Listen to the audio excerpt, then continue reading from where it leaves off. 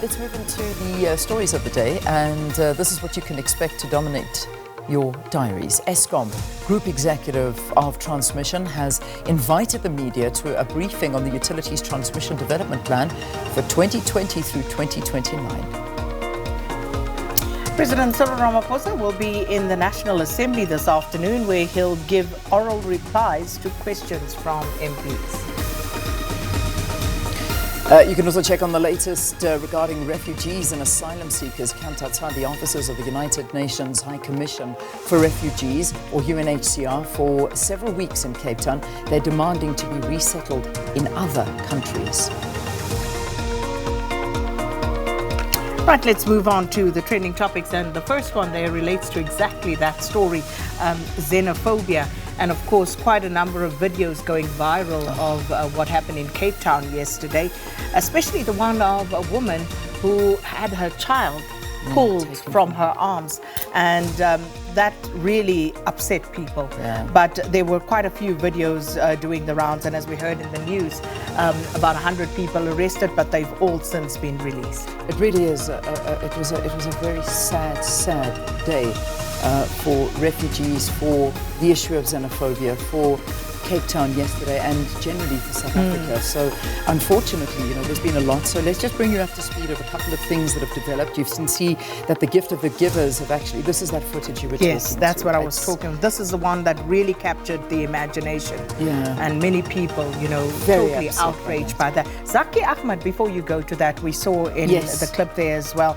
And, you've got to have great respect and admiration for someone like Zaki Ahmed. He is, of course, a well-known human rights activist, and he stepped into the fray there, and he spoke. SABC captured this, where he stepped in and he spoke to those police officers, and he asked them, do you really have to be that heavy-handed in carrying out your duties? I'm not saying you shouldn't, because there was a court order, but do you really have to be that heavy-handed? It's absolutely frightening what we saw going on yesterday. But let me just, as I say, tell you what's happened this morning. You can see the gift of the givers have stepped up to the issue now. They're saying the current impasse between foreign nationals and the United Nations necessitates a compassionate, humane and practical solution involving the UN, various organs of the South African government and the governments of origin of foreign nationals. Foreign nationals don't want to stay in South Africa. This has now been established. They've been targeted, they live in fear, their documents are not accepted, and they are rapidly becoming unemployable for a myriad of reasons in an economically depressed and socially challenged South Africa.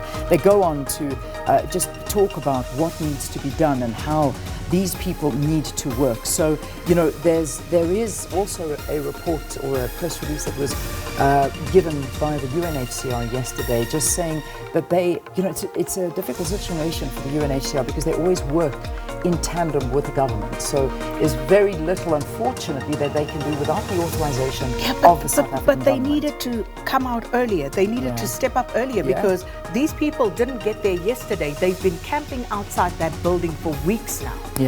And that's the reality. We tried to get an interview with the UNHCR earlier in the week, to which they agreed, and subsequently then pulled out of the interview. But they need to explain to us what the difficulties are, because people are there basically crying to be heard, and they didn't just get there yesterday. And by the way, the court order, apparently, I spoke to Vanessa Puna yesterday. It was the owners of the building who applied for the court order, because they said their other tenants are complaining because they can't access the building because of the sit-in that was being staged. That sit-in, and that turned into a big picture.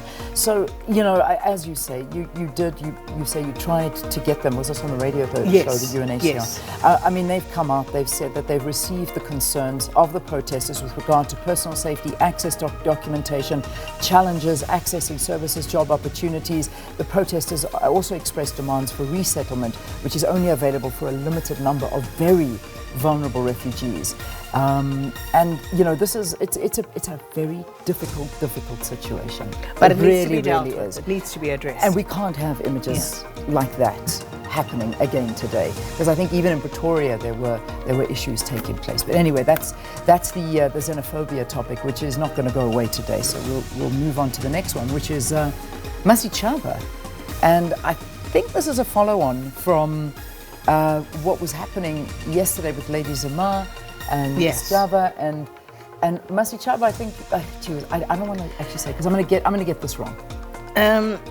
Well, basically, as I understand it, let's just put it out there. As I understand it, this is, of course, Masichaba. If you go back to the Babes Wotumo Mampincha saga, remember Masichaba was almost a central figure in she had all in of that. Studio and then trying to confront and said, you know, what about these abuse claims? And I remember that. So she was quite central to that story. Yeah. And now, from yesterday with Java and Lady Zamar, again, Lady Zamar, you know, basically coming out through that thread that she put out on Twitter, and people were basically, you know, maybe in some instances goading Masichaba a little bit, like to say something, are you going to get involved, kind of thing, and to which she has basically indicated that no, I'm minding my own business. Yeah. You know, I'm staying out of this.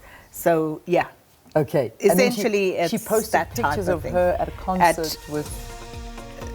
Java had a concert. Yes. Remember, on Monday morning, Java was trending. Yes. And that was because of a concert that he'd had on Sunday evening. Okay. And now she came and just posted what an amazing concert it was, and she didn't get involved in this fight at all. But I can tell you, we've not heard the end of that as well.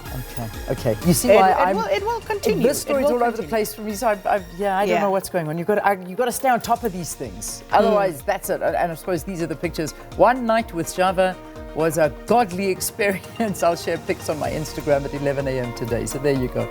Anyway, okay, let's move on to the next trending topic. And this one is Jack Dorsey. Now, this one got me excited this morning because I had a look at this, and basically, Jack Dorsey, for those of you who don't know, he's the CEO of Twitter. And what Twitter have come out and said is that from now on out, they will not be accepting political adverts. That's it. It's over.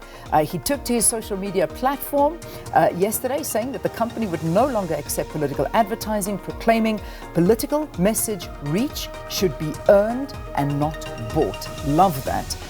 And so many people now suddenly saying, Facebook, open your ears. Mark Zuckerberg, do the same thing. Facebook has been grappling with this issue for some time. He's been in the middle of so many storms. But so Twitter taking a stand, they will not be doing any endorsements or political advertising anymore. It's not going to be happening on Twitter. And now people saying, Facebook, do the same. Good one, but I'm keen to see how this actually plays out and what it looks like in practice. It's going to be interesting. But nonetheless, that's the reason Jack Dorsey is trending. And then finally, Halloween, the 31st of October.